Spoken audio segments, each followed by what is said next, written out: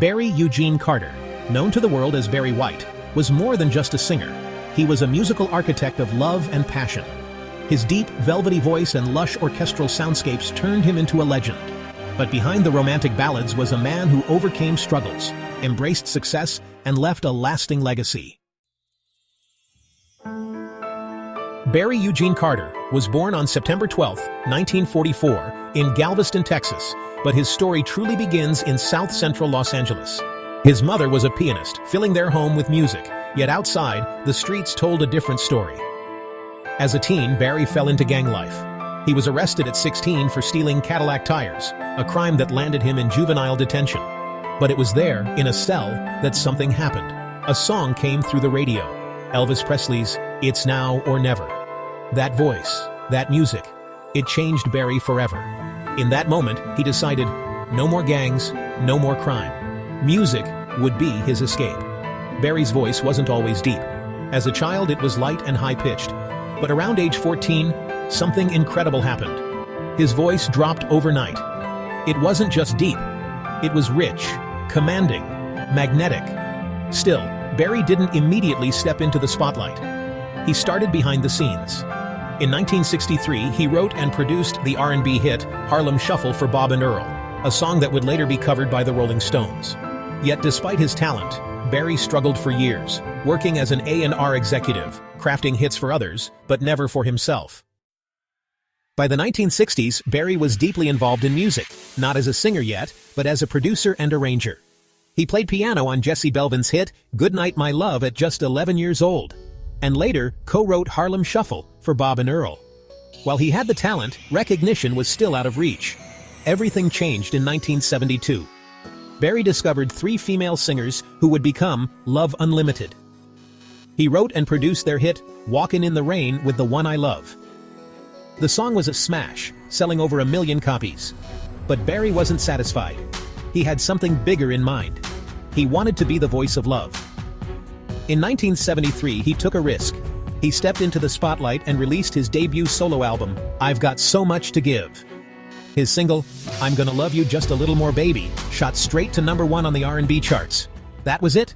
Barry White had arrived. The Barry White era.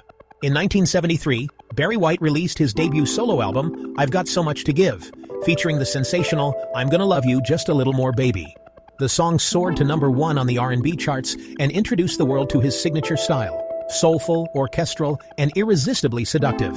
Throughout the 1970s, Barry dominated the charts with timeless classics. Never, Never Gonna Give You Up, Can't Get Enough of Your Love Babe, You're the First, the Last, My Everything, and It's Ecstasy When You Lay Down Next to Me. His music transcended race and genre. Disco, soul, R&B, Barry had mastered them all. And then there was the Love Unlimited Orchestra, a 40-piece ensemble that blended classical and soul, bringing a cinematic feel to his music.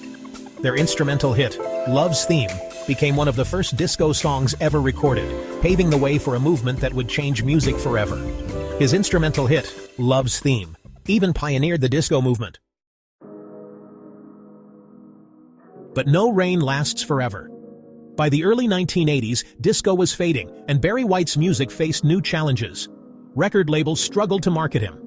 Financial troubles were on the horizon. His marriage to Glodian James, though still intact, was turbulent. He kept making music, but the hits weren't landing like before. Barry was at a crossroads. But true legends don't fade. They adapt and rise again. In the 1990s, Barry White staged one of the greatest comebacks in music history.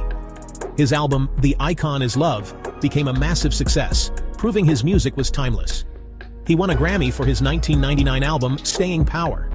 And in an era of hip-hop and R&B, younger artists like Jay-Z and Mary J. Blige were sampling his songs, introducing Barry White to a whole new generation. But behind the music, Barry was bravely battling a silent enemy, his health. A lifetime of obesity, high blood pressure, and chain smoking, reportedly up to 150 cigarettes a day, had taken its toll. He was diagnosed with kidney failure and was awaiting a transplant when, in May 2003, he suffered a stroke. He never fully recovered. On July 4, 2003, the world lost the Maestro of Love. Barry White passed away at the age of 58, leaving behind a legacy that will forever resonate in the hearts of his fans. The legacy lives on. Though Barry White is gone, his music remains a timeless symbol of love and romance. His influence spans generations, inspiring and being sampled by artists like Tank and Drake. Whether it's a wedding, a quiet evening, or a moment of passion, his voice continues to set the perfect mood. Barry White wasn't just a singer, he was the sound of love. Imagine unlimited access to artists like Barry White with a seamless listening experience all in one free app. RTRP Radio brings you the best independent, underground, and major artists all in one place. Whether you're into R&B, hip-hop, soul, or fresh new sounds, we've got your vibe covered. Don't miss out. Install the app now for more amazing content. The link for free download is in the description.